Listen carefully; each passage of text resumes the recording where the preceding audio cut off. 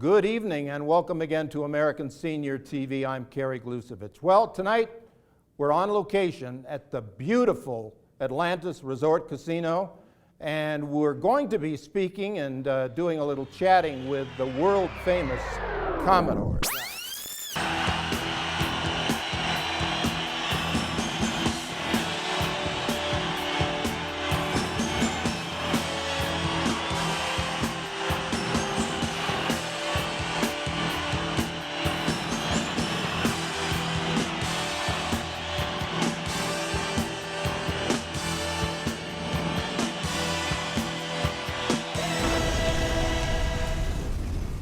Winner of a couple of Grammys. They were inducted to the Vocal Group Hall of Fame.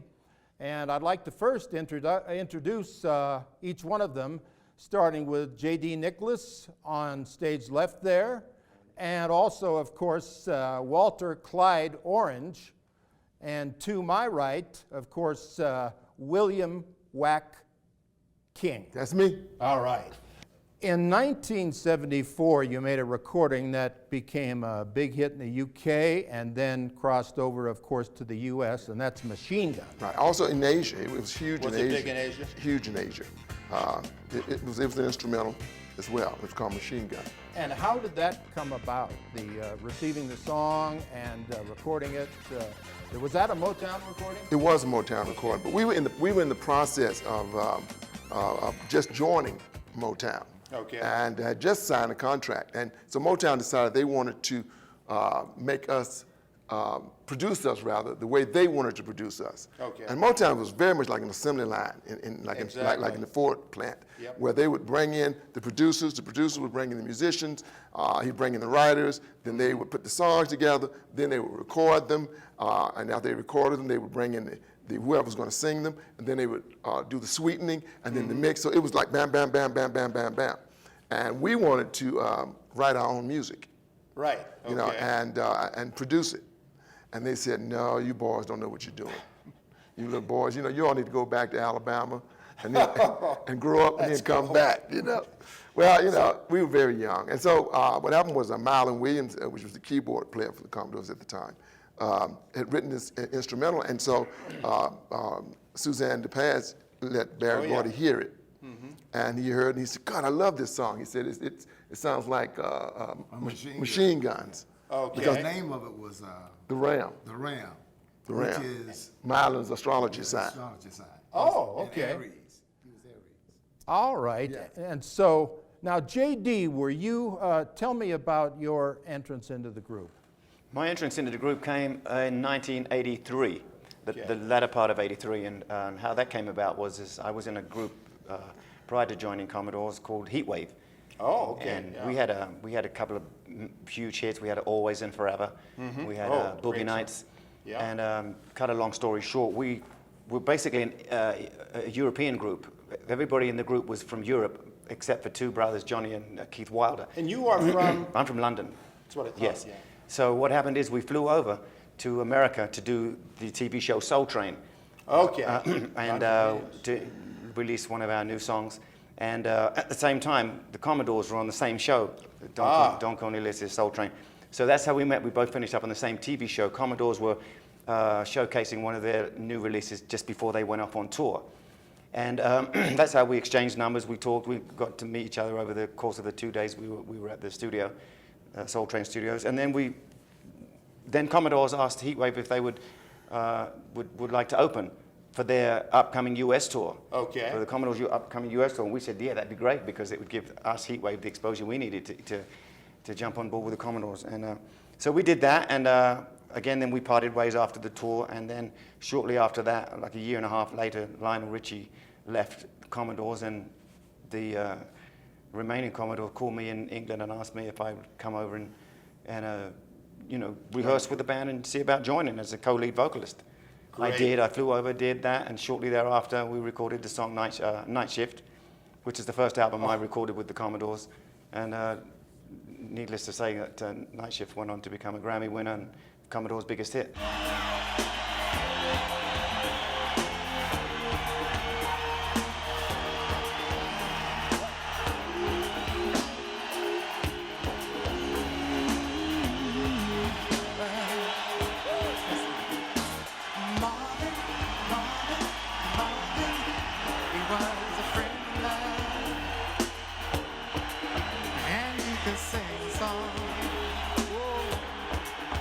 It's hard in every life. Walter, tell me about Night Shift, and that's been used in looking for Mr. Goodbar, right? A lot of different. Boogie Nights. Yeah. Now, Night Shift is as my method of writing was, you know, to do tracks and music first, right? And I had around 79, 80, you know, I put this track together, and I just had it stashed away. And of course, now is 1983, 84, and the departure of Lionel Richie and all of that has taken place, and we're looking for a new manager. And looking for new material, and I went back in and just started listening to some of the songs, and I presented that song, just the track, to our manager, which was at that time Dan Clary, and Dan took it to the producer. Dennis Lambert. So you had the track recorded. Oh yeah, well no, well I had the idea. Oh, okay. Now, I didn't know. In other words, it could have been a love song. It could have been any of that. Right. But at this particular time, when we got into it, it was the Marvin Gaye, the situation where his father had killed him and all Oh, that. And yeah. that just did not go away the next day. Right. It went on months and months and months, and we was into this album, and I said, you know, this might be a you know, something to do a dedication to Marvin Gaye. It's not going to do anything, but at least. Right. So they, you know, they accepted the idea. And Dennis Lambert brought in another, you know, he asked. Dennis Lambert, yeah, Dennis great Lambert, producer. yeah, yes, absolutely. He asked, he said, can I join you in, you know, in the writing of it? I said, sure. Because in the back of my mind, this is not going to really be anything too much. Then he came back the very next day, I'd like to bring in another writer. No problem, sure. And turned out to be our very first Grammy. That's right. Absolutely, first Grammy. Unbelievable. We have to now talk about what I think, not even arguably, is the greatest track I've ever heard, R&B or otherwise, Brick House. Oh, I'll go along with that.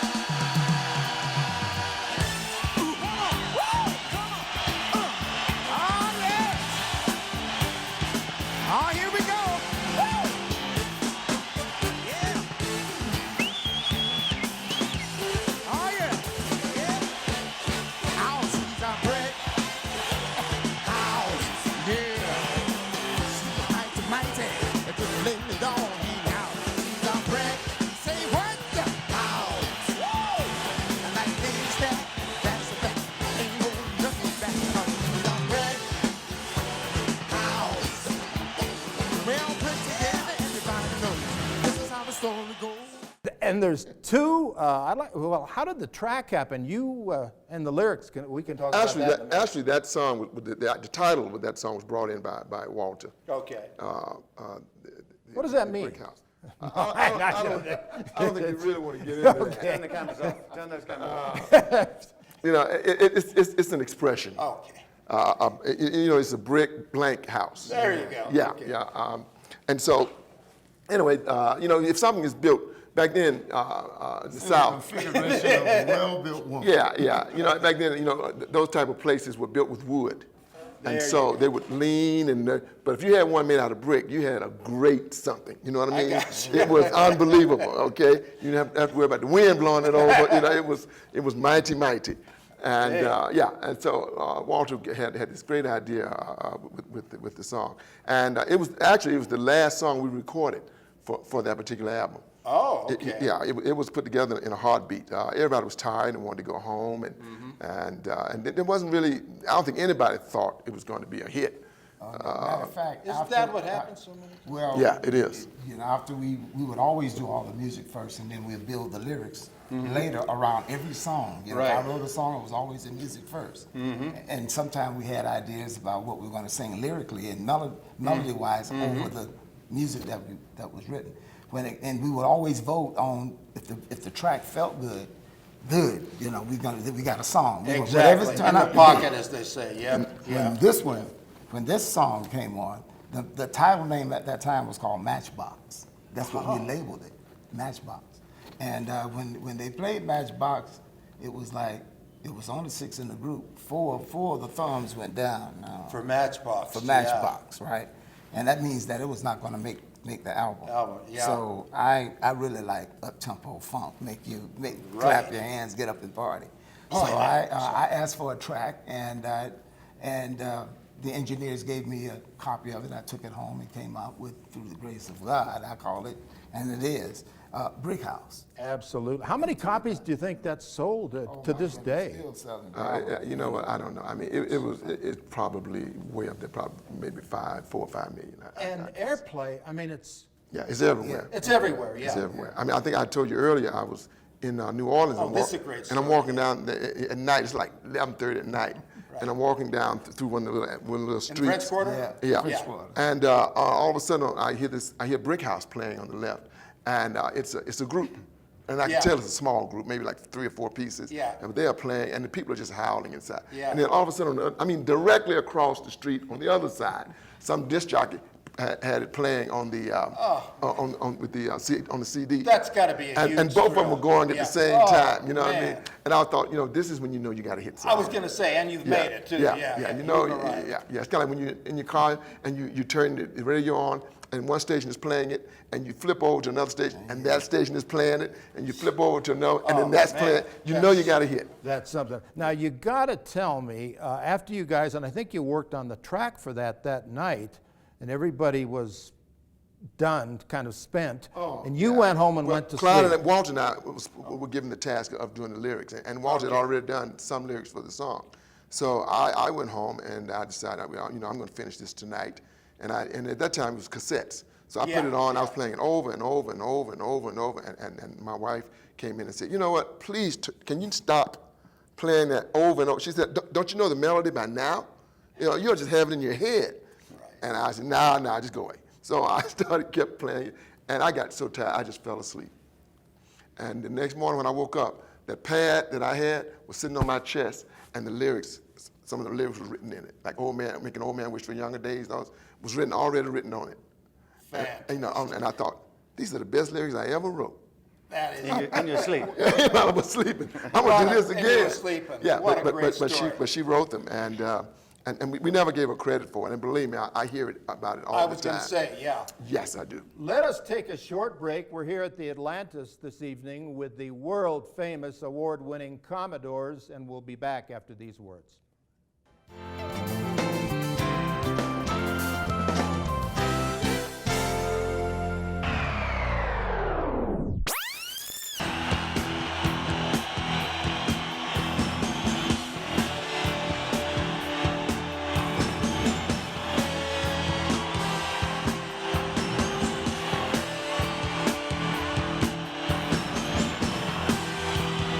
Welcome back to American Senior TV. I'm Kerry Glusevich, here tonight with the world-famous Commodores at the fantastic resort Atlantis Resort Casino, where the Commodores will be appearing in just a few minutes. We really appreciate you guys stopping by and telling us some of these great stories. Well, thank you. They told us you were going to take us to dinner, so we're happy with that. Hey, that's fine. I hear you.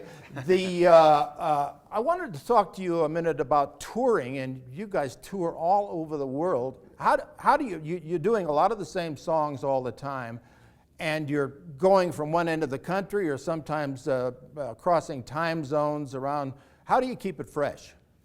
You know what? I don't even notice the time zone change anymore, unless we go like to Japan. There's such a huge difference there. Yeah. But normally, like I came from Atlanta to here.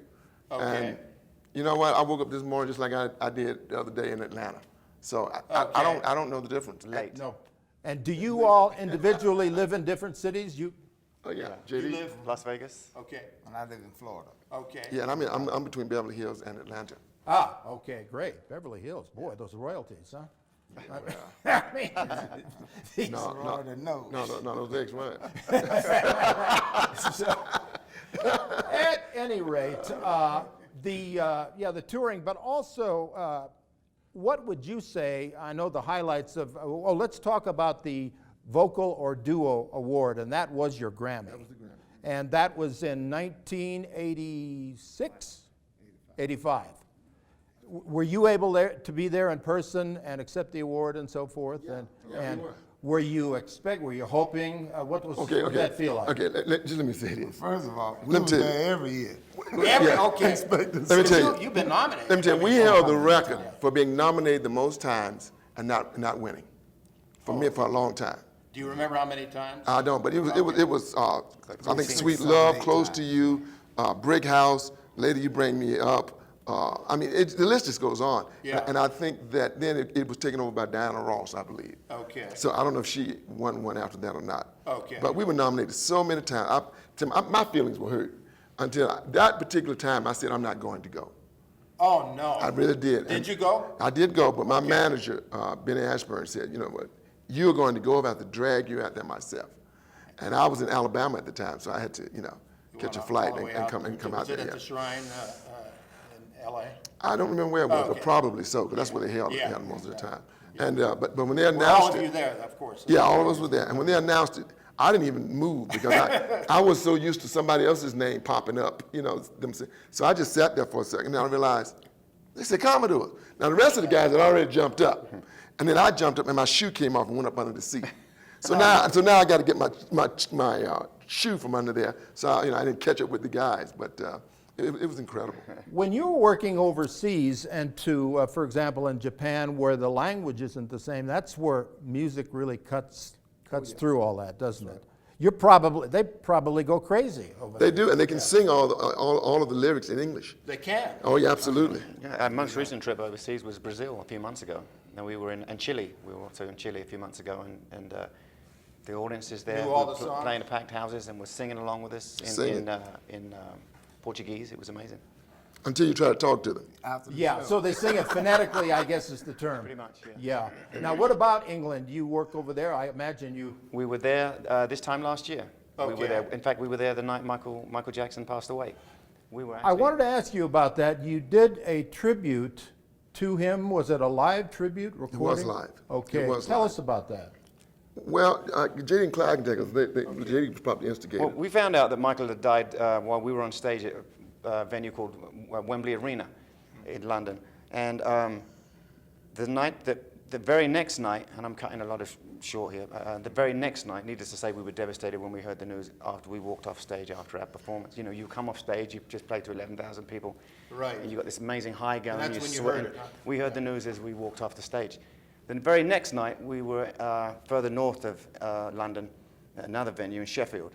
And just spontaneously, we decided to switch the lyric when we were into the song Night Shift, which is our tribute to Marvin Gaye and Jackie Wilson. We didn't decide, it just happened. We just sang Michael instead of on the second verse singing Jackie. Oh. Hey, what you doing now? We found ourselves saying, Michael, hey, what you doing now? And the audience went crazy because Michael had just died, and then they heard us sing Night Shift, which was a huge hit in England anyway. And then we substituted it, Jackie for Michael, and the crowd went crazy. And that's when we got the idea to do the current tribute we have out now for Michael Jackson. We re-recorded Night Shift, but substituted the words for Michael Jackson and completely new lyrics. Actually, we got everybody back together that actually did the first song. Okay. We got the producer, we got the arranger, and we all went to Malibu, California. Okay. And we stayed there for 2 or 3 days and re-recorded it. Now, do you still work the way you did originally? Get the rhythm track going, and then add the lyrics later? Is that still? Basically, it's a little different now Okay. because back then it weren't computers. Right. You know what I Digital. mean? Digital computers. So That now, has really changed. oh God, yes. So now you don't necessarily need everybody Right. to get your idea down. Exactly. Back then, if I wanted a bass, I had to go get Ronald. Oh, yeah.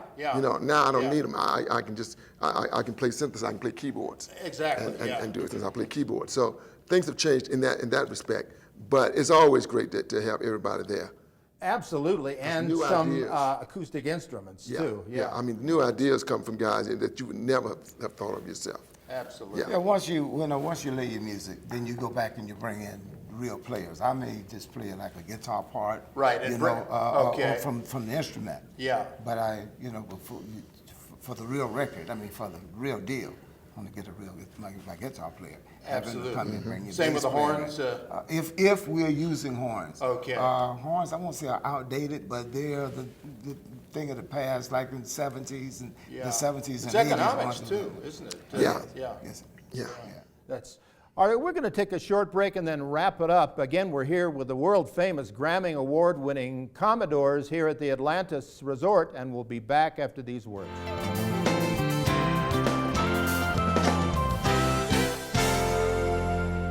And good evening again. Welcome back to American Senior TV. I'm Kerry Glusevich. Here tonight with the world-famous Commodores. We're doing an on-location show, and we're going to wrap it up with J.D., of course, William Wack, and of course our drummer and original songwriter, of course, well, you were the co-writer on Brick House, right, Walter?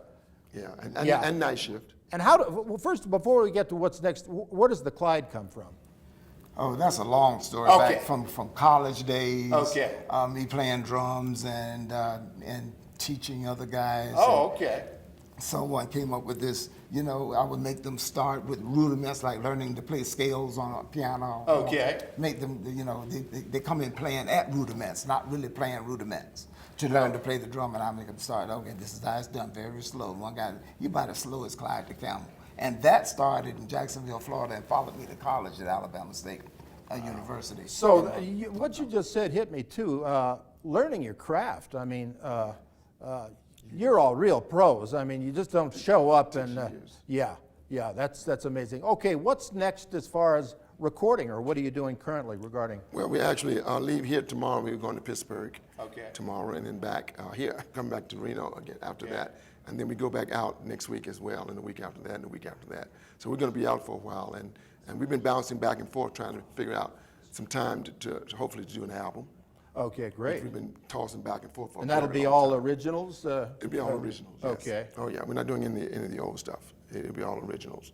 So, Great. so we're in the process of, we got to finish writing it and getting all the songs together. And then the tour, give me a little idea Well, what your right now, itinerary is. this time, we're only going to be in the United States until the end of the year. Okay. And then next year, actually next year tour has not even been put together yet. We'll get that in probably the end of December, 1st of January. Very good. So we're booked all the way up until January 3rd right now. Actually into next year, but the main part right now is into. So are you, okay, so that's a tough, but I'm sure you're happy to be working. Always happy to be working, but it's also happy to spend time, to be together. Yeah. You know. And the audience makes it, doesn't it? I guess. Actually, yes and no. Well, the camaraderie of the. No, you're right. I mean, if the audience is hot, we're hotter. Yeah. But I can also have fun just with the guys. Yeah. I hear you. I can just have fun up there with just them. But no, if you got a hot audience, you show. Really? You shoot up there. Absolutely. I want to thank all you guys again. J.D. Thank you.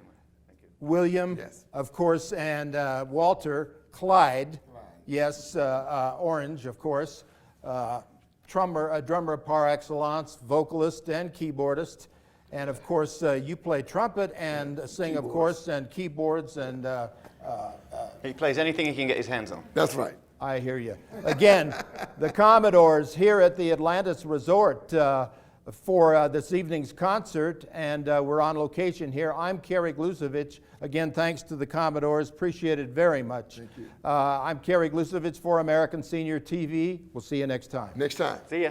There you go.